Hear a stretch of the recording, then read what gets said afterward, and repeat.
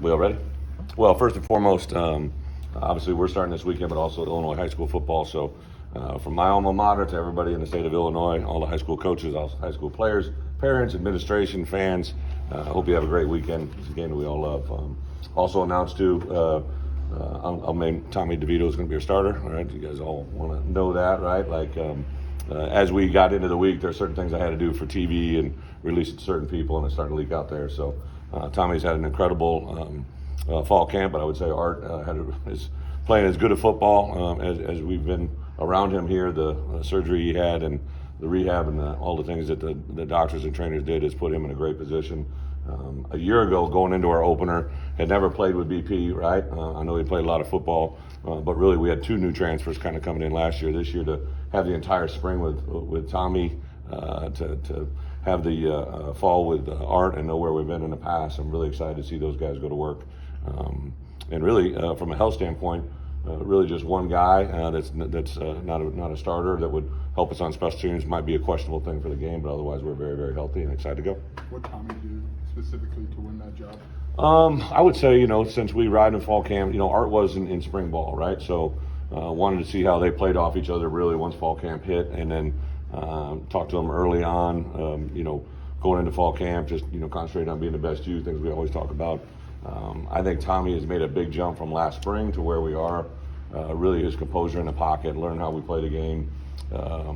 I'm not saying he's Russell Wilson, right? But when we got Russell, I remember the transition that he had to go from the offense he ran to the offense we ran at Wisconsin. And I see a lot of those same things with Tommy when he first got here. There was a silly day, but he called a timeout during a practice. And that's something we never do. Coaches control timeouts because we can do it, I can do it from the sideline. And it was just that moment, right, where I'm like, okay, he's got a lot of things we got to process and go through. And I would say the relationship that Art and Tommy have and the way they've kind of worked off each other, and it's just been really impressive to me how he handles the team. How's Art handled this process? Great. I brought him.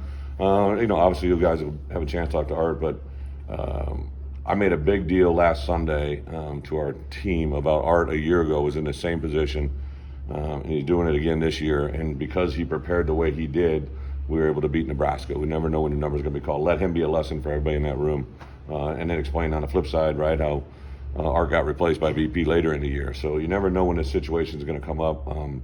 Art, I think his direct quote, or said something. He goes, "I understand where we're at." He goes, "But I'm going to compete and prepare as hard as I can." That's all he's done. Just really, really a huge admiration for him. How have the guys practiced this week? Good. I like the tempo, offense and defense. We actually, Josh has given us the opportunity. You guys see that grass field, and so we practice on grass quite a bit now, trying to save their legs.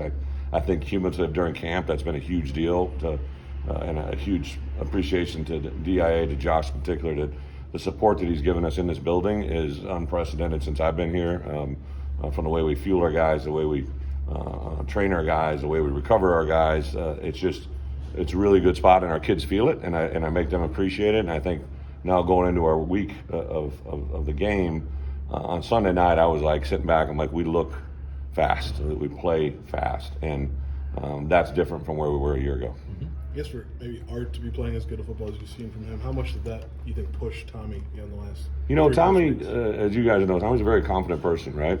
So I think the competition brings the best out of everybody, but I think Tommy really concentrated on being him, which was kind of our message to him. Huge respect for him, all the guys around him.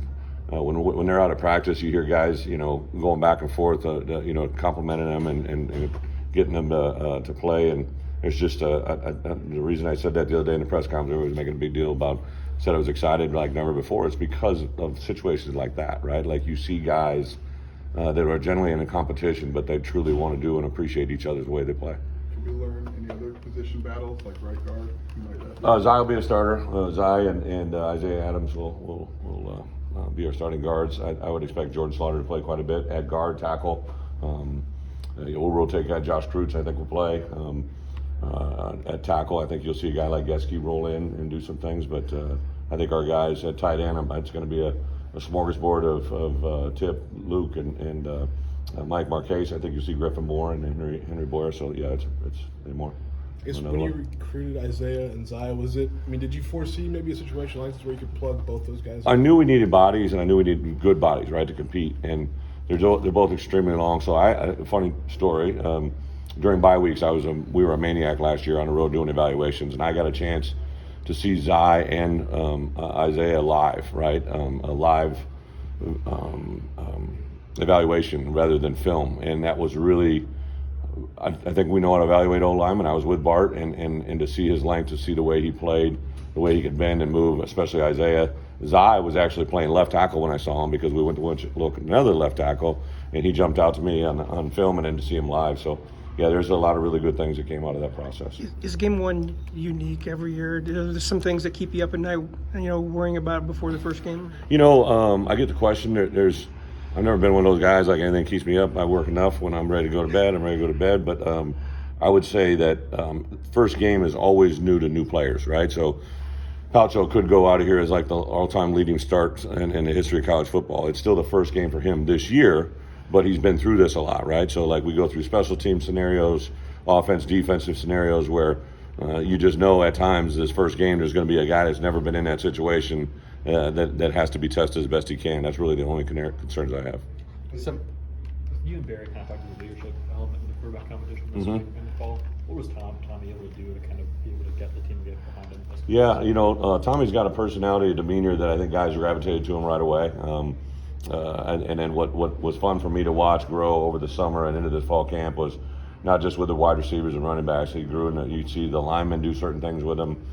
Tommy's a competitive guy, like if something doesn't go right, and he owns it if it's on him, but if it's on someone else, he's not afraid to, say something. I think Art has his own unique style of leadership. They're both kind of a little bit different, but both of them are very good that plays to the personalities of who they are. So I think the combination of those two, even I remember a day during the summer where I always check in on a daily basis with our strength staff, and I was with 3 of the strength coaches, and they talked about that morning during skill flex, right, during a flex period, how Tommy and Art led that group simultaneously, and that's when I knew we were heading in the right direction. You were one of the least penalized teams last year in the league, Brad. Like, you've described the scrimmages before Saturday as clean. Yeah. Have you been satisfied with? I have. The element that is there, right? We got a new officiating crew. That's their first game of the year, and statistically, they were a unit that was one of the highest throwing flag teams in the Big Ten units in the officiating crew last year in the Big Ten Conference. So we really want our guys to play clean, right, and understand no pre-snap penalties. I can. In football, you want kids to play a certain way. You're going to have to live with certain penalties that happen between the whistle and the snap and the end of the game or the end of the play. But pre-snap penalties are the things that kill you, especially in certain situations. We talk about it every day. It was neat to have our guys, when we made our team goals, there were certain things that got brought up by guys in the room, and then our older players, the guys that have been around me a year, they said, Coach, that doesn't need to be a goal. That's got to be the part of who we are. And I think that's kind of a microcosm of that. How much tackling to the ground did you guys do in the preseason? Was it just the 2 scrimmages and the simulated No, game? you do the way the NCAA says you can have 2 scrimmages that are only scrimmages, right? And you can mix in scrimmaging. We actually scrimmaged during the mock game. Our young players came in, and the scrimmage ended with James Kreutz knocking 2 people out of the scrimmage. So like we've had a very physical camp. We practice tackling literally any day that we're in full pads, so at least 8 days, and there were some days where we make sideline partner tackling when we're in shorts only. So we practice, we scrimmage, we tackle quite a bit. But a year ago, you rotated a couple offensive linemen early. Sounds like maybe that's on the table again. At what point do you like to have those 5, in the season where you know for sure? Yeah, I think those 5 are unique in that they always have to talk and communicate with each other. So those 5 that are going to start for us on Saturday, I would say the last 2.5, 3 weeks, they've known they're the starting 5 and kind of sprinkled other guys in. So, but Saturday's supposed to be a hotter day, right? So, we'll kind of play it as it comes. Thank you. Thank you. Appreciate it.